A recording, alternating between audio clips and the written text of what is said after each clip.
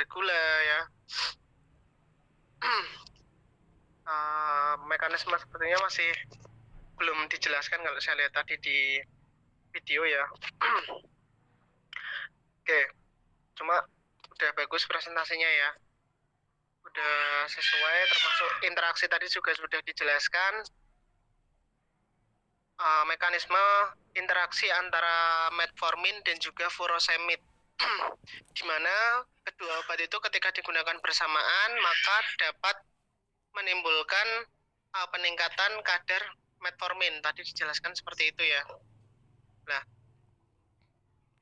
ini kan kenapa kok bisa meningkatkan kadar metformin? Apakah dia itu bekerja pada reseptor yang sama atau seperti apa? Biasanya sih seperti itu ya. Dia bekerja di reseptor yang sama sehingga harus ada salah satu dulu yang entah di metabolisme atau seperti apa lah, sehingga metforminnya itu tertahan lebih lama dalam tubuh sehingga efek menurunkan kadar gulanya ya, atau efek menurunkan kadar gula itu jadi lebih lama di dalam tubuh. Otomatis kadar gula itu kan akan lebih banyak yang turun. Nah, ini dapat meningkatkan resiko terjadinya hipoglikemi. Ya, seperti itu. Kalau metformin digunakan secara tunggal, maka dia kemungkinan tidak bisa menyebabkan hipoglikemi kalau digunakan dalam dosis yang sesuai tadi ya, 2 kali 500 pada inisial dos atau 3 kali 500 pada dosis yang sudah dinaikkan. Kalau digunakan pada dosis yang sesuai, maka kecil kemungkinan untuk terjadinya hipoglikemi, kecuali ketika metformin itu digunakan dengan contohnya tadi furosemid, atau mungkin metformin itu digunakan bersamaan dengan insulin, itu nanti dia juga bisa menyebabkan resiko terjadinya efek hipoglikemi. Nah, metformin itu kalau tidak salah bekerjanya itu reseptornya ada di dalam hati, ya, di organ hati. Kenapa di hati? Karena metformin itu mekanismenya itu adalah gluconeogenesis. Jadi dia itu mencegah atau menurunkan produksi glukosa di dalam tubuh. Seperti itu. Oke, saya presentasi slide dulu ya.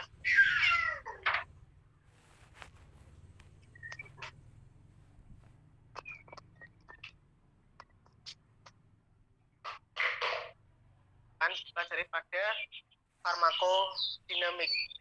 Ya, farmakodinamik itu lebih mempelajari tentang BABE, bioavailabilitas dan juga bioekivalen. Oke. Pertama kita bahas dulu tentang pengertian dari BA atau bioavailabilitas ini. Bioavailabilitas itu juga disebut dengan ketersediaan hayati. Ya, nama lainnya itu adalah ketersediaan hayati.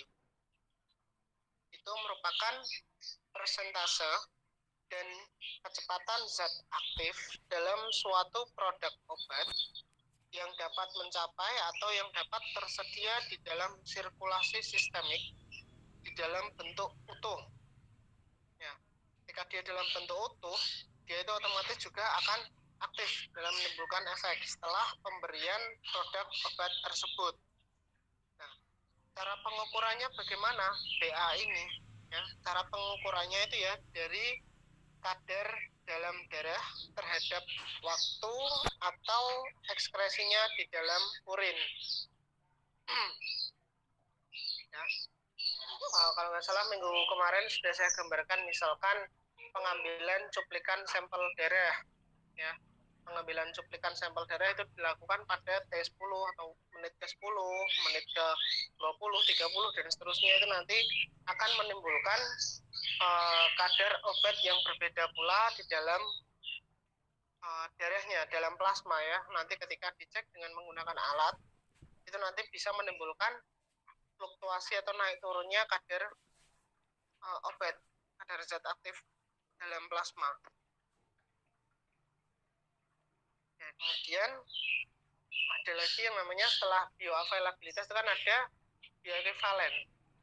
Nanti bioekivalen mungkin akan kita bahas lebih lanjut di minggu depan, tapi ini sedikit tentang ekivalen. Istilah ekivalen ini ya, dia membandingkan satu produk obat dengan yang lain dengan satu produk standar yang sudah dikembangkan. Jadi ketika ada obat baru ya, obat brand baru itu nanti ketika dia dibuat nanti harus dibandingkan dengan produk standar yang sudah beredar di masyarakat ya. Misalkan kalian ingin membuat formulasi obat antibiotik amoksisilin ya, kalian ingin membuat itu. Nah, amoksisilin ini kan dia sudah beredar di masyarakat ya, di pasaran itu dia sudah ada. Maka ketika kalian ingin membuat obat yang sama ya, obat dengan kandungan zat aktif yang sama, maka nanti untuk pengujiannya harus dilakukan uji ekivalen. Uji ekivalen itu nanti fungsinya adalah membandingkan antara produk yang akan kita buat dibandingkan dengan produk yang sudah beredar di masyarakat. Itu harus dilakukan sebelum obat kita nanti dapat digunakan secara luas. Kemudian uji ekivalensi itu nanti ada beberapa macam ya.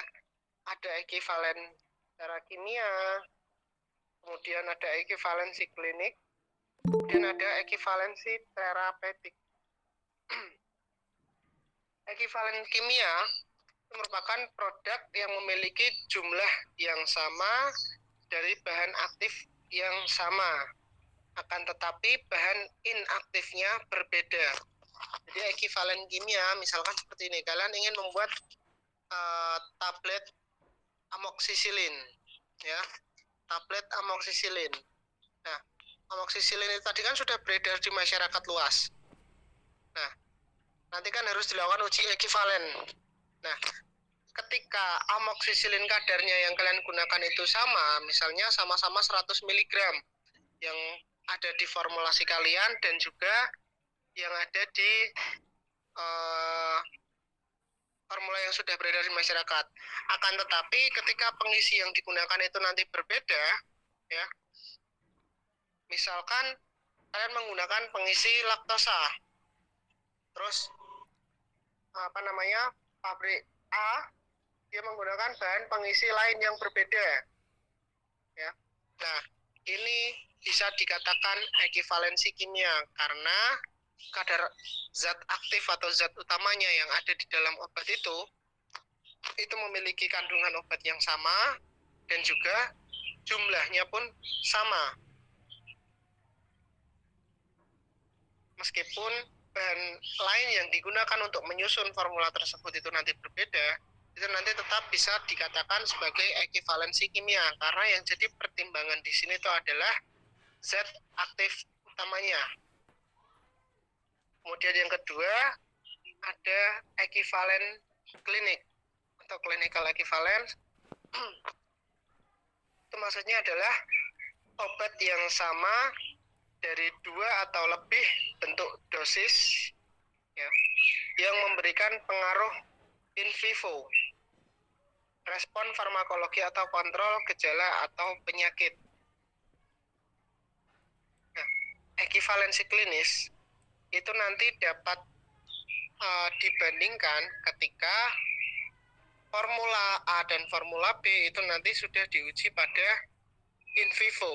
Jadi bukan hanya sekedar in vitro. Kalau misalkan in vitro itu kemarin pengertiannya apa bedanya antara in vitro sama in vivo? Yang masih ingat bedanya in vitro sama in vivo?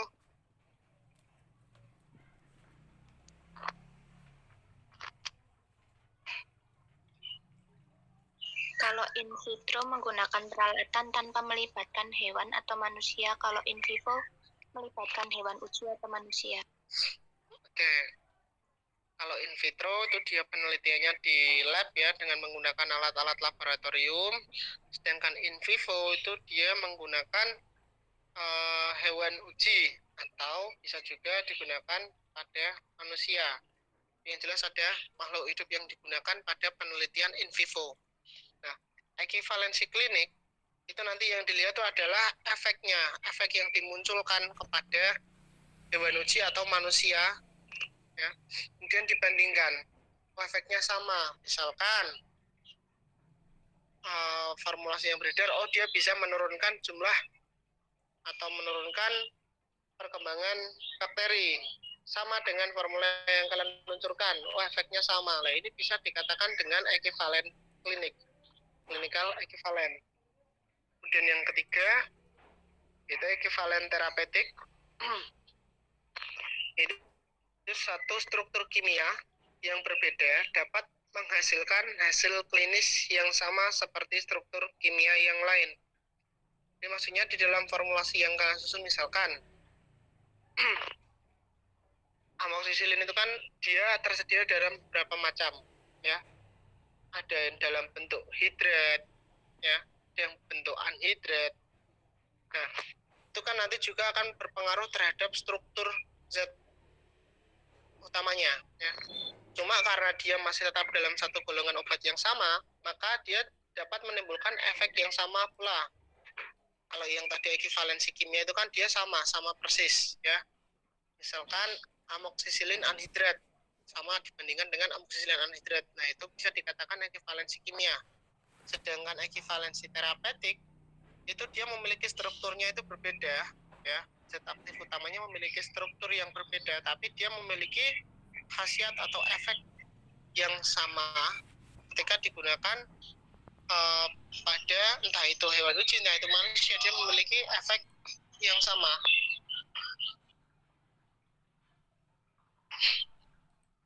Oke, kemudian setelah itu ada yang namanya equivalence farmasetik.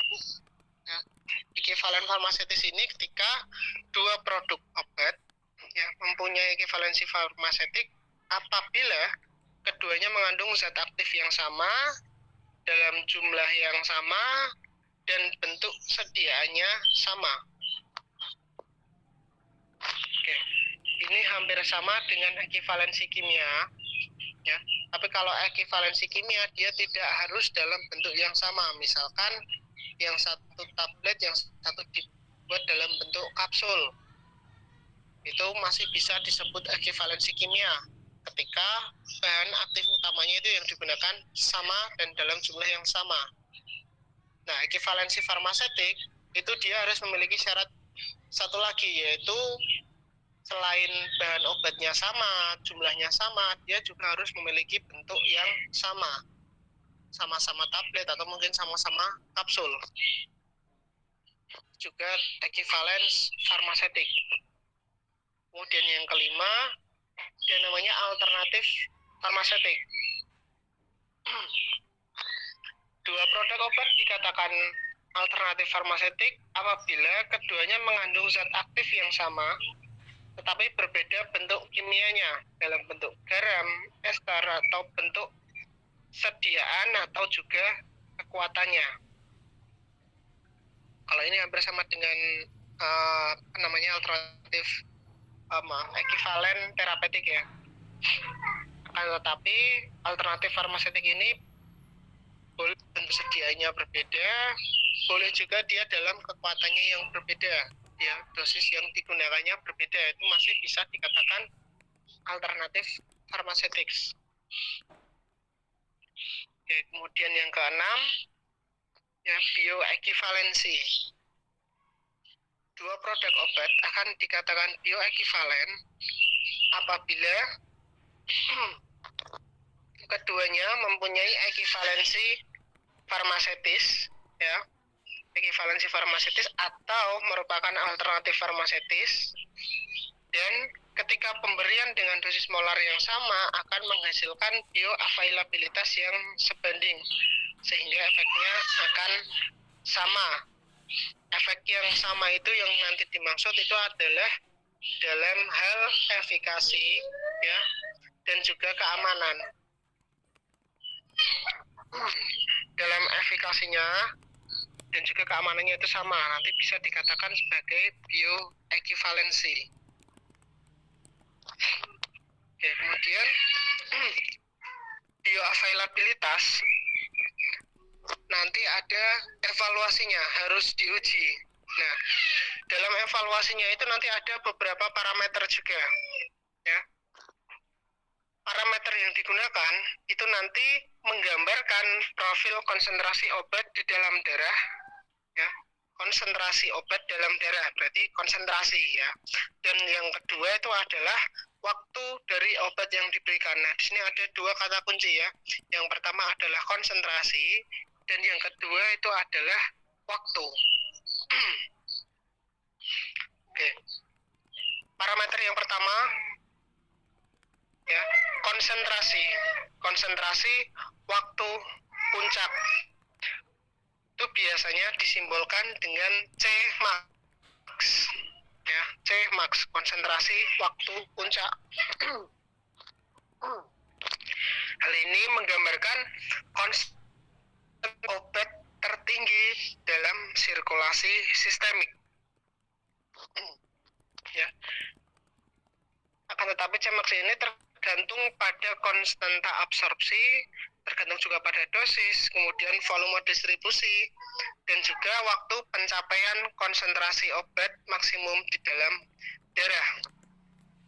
Kemudian parameter yang kedua, kalau tadi yang pertama konsentrasi, ya, kemudian yang kedua berarti kan waktu. Nah, waktu untuk konsentrasi puncak atau biasa disebut dengan Tmax, ya.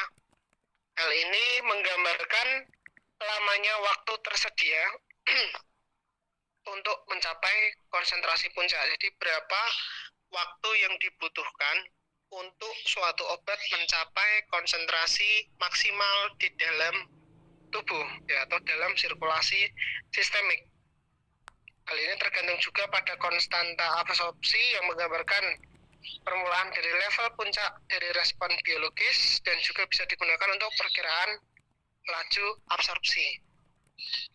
Kemudian yang ketiga,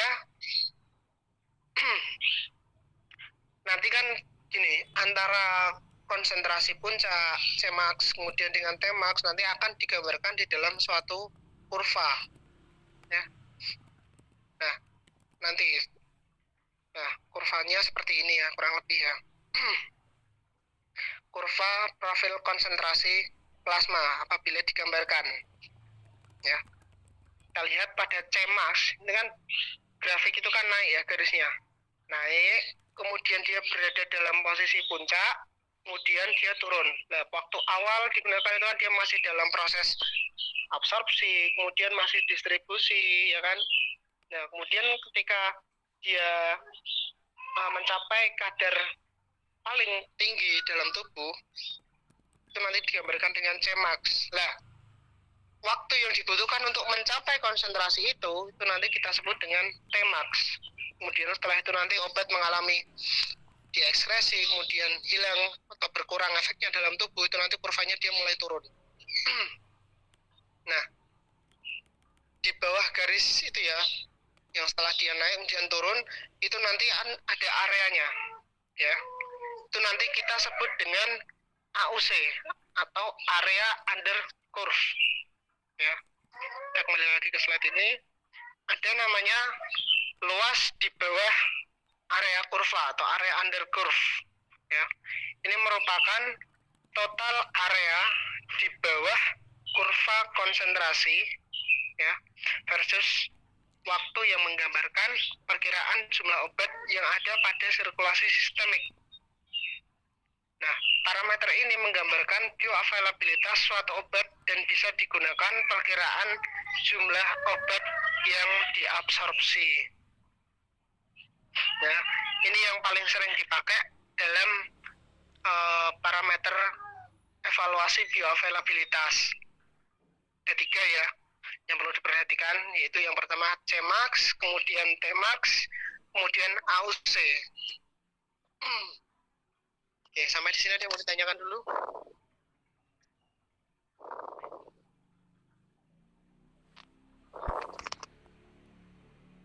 Belum ada, Pak. Belum ada ya? Oke.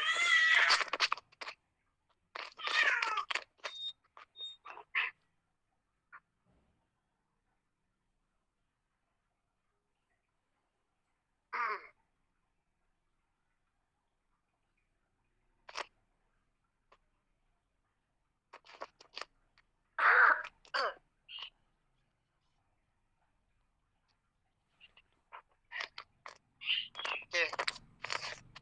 Untuk menghitung AUC nanti harus ada perhitungannya ya. Oke, untuk perhitungannya nanti kita praktek minggu depan ya.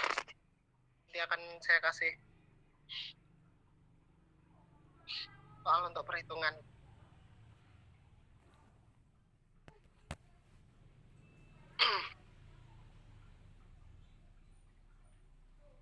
Oke.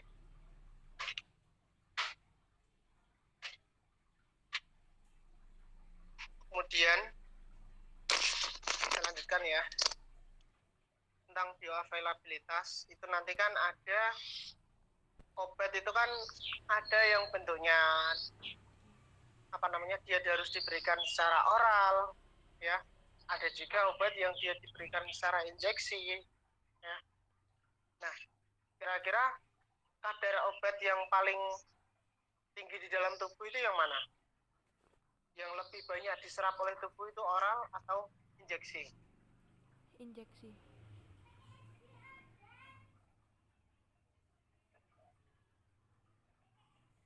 Injeksi, Pak. Injeksi, oke. Karena kenapa injeksi itu kan dia langsung masuk dalam saluran sistemik, ya kan? Sedangkan obat oral dia harus melewati proses yang panjang terlebih dahulu sebelum dia masuk ke dalam sirkulasi sistemik. Nah, jika dikatakan ya, obat dengan pemberian intravena itu nanti bisa dianggap nih ya, fraksi dosis terabsorpsinya itu bisa dikatakan dengan 1 atau dosis obat itu terabsorpsi 100%. Saya ulangi ya, obat dengan pemberian secara intravena ya, itu nanti dia akan terabsorpsi sempurna.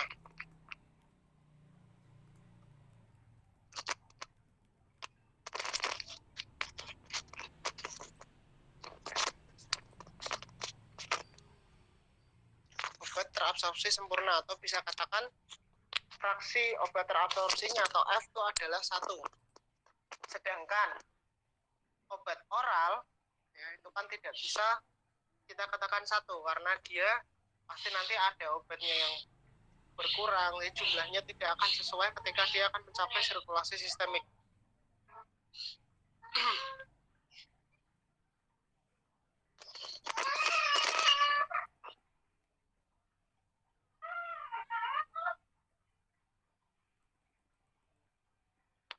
Oke, kemudian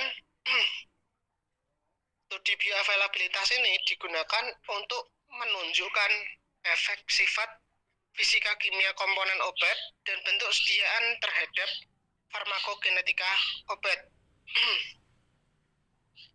Ya, saya ulangi, studi bioavailabilitas dia digunakan untuk menunjukkan efek dari sifat fisika kimia komponen obat dan bentuk sediaan terhadap farmakogenetika obat. Sedangkan studi bioekivalensi dia digunakan untuk membandingkan antara bioavailabilitas obat ya dengan zat aktif yang sama dari berbagai produk obat. Apabila produk tersebut ekivalen, maka efikasi dan profil keamanan produk obat tersebut bisa dianggap sama dan juga dapat digandingkan satu dengan yang lainnya. Jadi kalau obat dia bisa dikatakan bioekivalen, maka dia bisa saling mensubstitusi ya. Dia bisa digunakan untuk sebagai penggantinya karena dia memiliki ekivalensi. Kemudian respon biologis terkait dengan konsentrasi obat pada reseptor, sehingga bioavailabilitas ini dari bentuk sediaan merupakan faktor yang penting dalam efikasi. Kemudian bentuk sediaan yang padat melalui serangkaian proses untuk mencapai sirkulasi sistemik. Prosesnya terlalu panjang untuk mencapai sirkulasi sistemik, sehingga kalau ingin mengharapkan obat itu bisa terabsorpsi sempurna, dia digunakan obat secara injeksi. Dia absorpsinya sempurna ya, kemudian efeknya dia juga lebih cepat. Nah, proses yang dilalui oleh obat oral itu kurang lebihnya seperti ini kan. Bentuk sediaan padat ya, dia masuk ke dalam tubuh, kemudian dia terdisintegrasi terlebih dahulu, dia pecah menjadi bentuk yang lebih kecil. Bentuk yang lebih kecil itu dia menjadi granul ya, tablet dia pecah terdisintegrasi dia menjadi granul.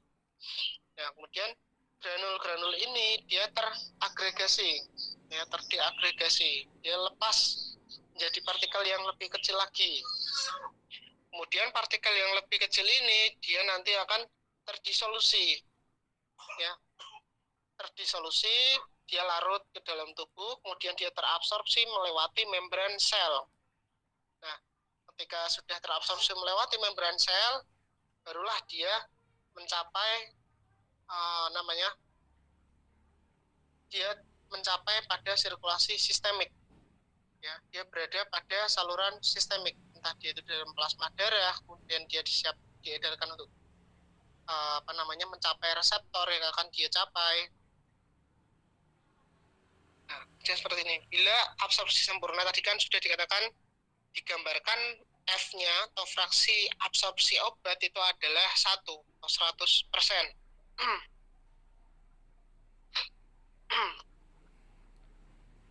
Nah, kemudian kenapa kok obat oral itu dia tidak mencapai absorpsi sempurna? Karena dia mengalami first pass effect. First pass effect itu di hati, dia nanti mengalami metabolisme, kemudian nanti dia akan banyak zat aktif yang terbuang di sana ya.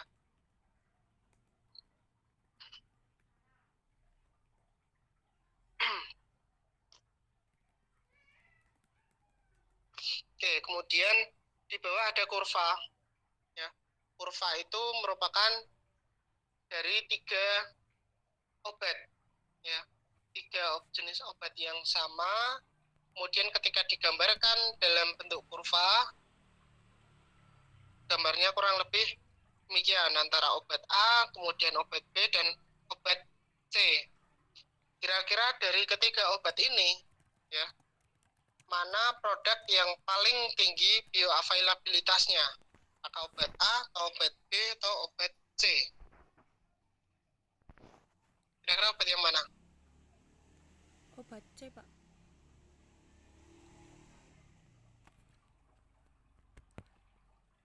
Yang bioavailabilitasnya paling tinggi kira-kira yang mana?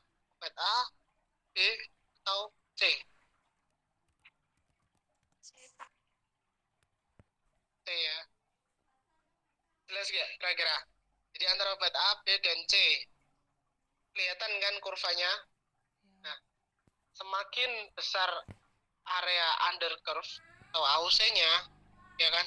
Berarti kan dia bioavailabilitasnya dia semakin tinggi. Nah, AUC yang paling besar itu yang mana antara A, B, dan C? Yang C kan, kelihatan kan dia area under curve-nya itu kan dia lebih luas, lebih tinggi dibandingkan dengan yang A dan juga B. Ya kan? Maka kalau AUC-nya ini semakin besar atau semakin tinggi, maka sejalan juga dengan BA yang ada dalam tubuh atau ketersediaan hayatinya, bioavailabilitasnya itu juga dia lebih tinggi. Maka ketika ada obat nanti dia bisa menaikkan bioavailabilitas atau bisa meningkatkan AUC, itu nanti artinya kurang lebih adalah sama. Misalkan tadi ketika obat metformin digunakan dengan obat furosemid ya, mungkin nanti dia mekanismenya itu bisa menaikkan atau meningkatkan bioavailabilitas dari metformin. Ya mungkin ya. Jadi metformin dan furosemid nanti ketika terjadi interaksi dia akan menaikkan bioavailabilitasnya dari metformin. Ya. Bioavailabilitasnya naik atau semakin tinggi, maka area under curve-nya juga akan semakin tinggi. Ya. Ketika AUC-nya itu kok semakin tinggi, maka kan sejalan pula dengan Cmax-nya itu berarti kan dia juga akan naik. Ya kan? Konsentrasi maksimalnya tuh dia juga akan ikut naik. Nah, konsentrasi maksimal ketika dalam tubuh itu kok naik, maka efek yang muncul itu kan juga akan berbeda ya. Juga akan lebih tinggi efeknya. Kalau efeknya itu dia menurunkan kadar gula di dalam darah, maka dia bisa menurunkan kadar gula darahnya dia lebih tinggi lagi ketika obat itu digunakan sendiri dan juga dibandingkan dengan obat itu digunakan bersamaan dengan furosemid. Seperti itu gambaran kurang lebih tentang bioavailabilitas. Sudah paham? Kira-kira kurang lebihnya? Insya Allah paham, Pak. Ada yang masih belum paham? Paham, Pak. Paham. Ya, seperti itu ya gambaran antara bioavailabilitas, kemudian AUC, kemudian Cmax, dan juga Tmax. Oke. Kemudian bioavailabilitas itu sendiri ada dua macam. Ya. Ada dua macam. Yang pertama itu adalah bioavailabilitas absolut. Kemudian yang kedua bioavailabilitas relatif. Yang pertama, bioavailabilitas absolut itu adalah ketika suatu obat itu dibandingkan dengan sediaan intravena yang bioavailabilitasnya adalah 100%. Jadi kalian punya sediaan tablet ya, kalian merilis formulasi baru tablet ya. Kemudian ini dibandingkan dengan sediaan injeksi, karena sediaan injeksi itu kan dia terabsorpsi 100%. Nah, ketika dibandingkan dengan itu tablet dibandingkan dengan injeksi, itu jadinya adalah BA absolut. Ya. Kemudian ada lagi BA relatif, yaitu ketika dibandingkan dengan suatu obat, akan tetapi obat itu bukan sediaan injeksi intravena. Jadi misalkan ya sama-sama tabletnya atau sama-sama dalam bentuk kapsul ya, atau tablet dibandingkan dengan kapsul ya sama-sama oral ya, non injeksi. Nah itu nanti dia masih dikatakan sebagai bioavailabilitas relatif atau BA relatif ya. Ketersediaan dalam sistemik suatu produk obat dibandingkan terhadap sediaan standar yang diketahui, karena belum tentu kan sediaan standar yang sudah diketahui itu adalah sudah tersedia dalam bentuk injeksi ya. Mungkin yang sudah beredar di masyarakat itu misalkan baru sediaan oral. Nah itu kan berarti sediaan injeksi kan dia belum ada. Ya kita bandingkan dengan sediaan apa yang sudah beredar di masyarakat aja, nggak perlu kita bandingkan dengan sediaan injeksi. Nah ini ada rumus perhitungannya ya.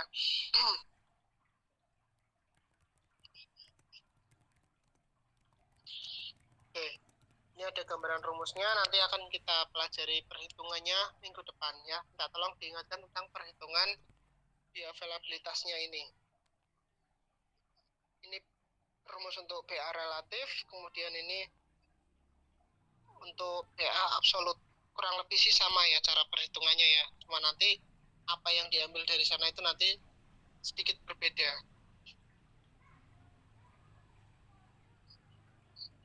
Oke, ini nanti akan kita lanjutkan minggu depan. Oke, sampai di sini ada yang mau ditanyakan?